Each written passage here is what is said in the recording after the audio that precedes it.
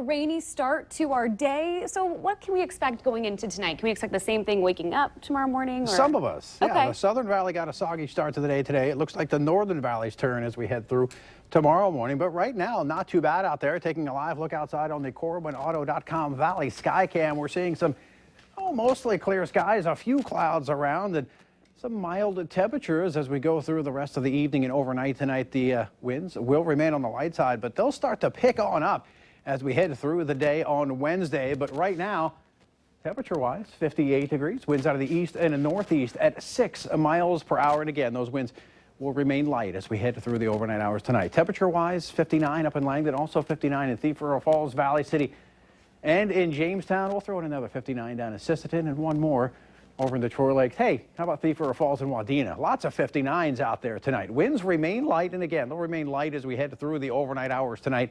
Picking up out of the east tomorrow, though, 10 to 20 miles per hour with some stronger gusts. We've got some clouds out there, mainly off towards the west. And underneath those clouds, not seeing a whole lot of precipitation out there, but starting to see a few showers popping up west of Jamestown, up in the Devil's Lake Basin.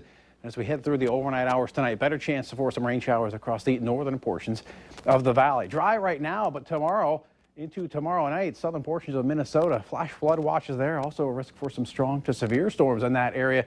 Across the national map, you have some rain off to our west and some rain showers dotting the Rocky Mountain region, and also some rain showers and thunderstorms along the eastern seaboard. For us, as we head through the overnight hours, we'll see that chance for some rain shower activity to increase across the northern valley into tomorrow morning.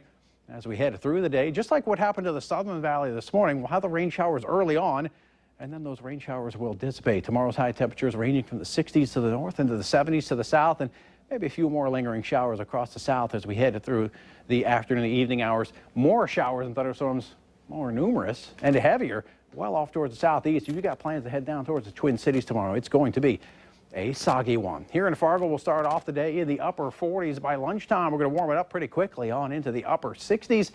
And later on, we'll top it out into the lower 70s. Picture of the day, a gorgeous one. Sunrise in Grandin, North Dakota. This from this morning. Thanks for Jason for sending that in.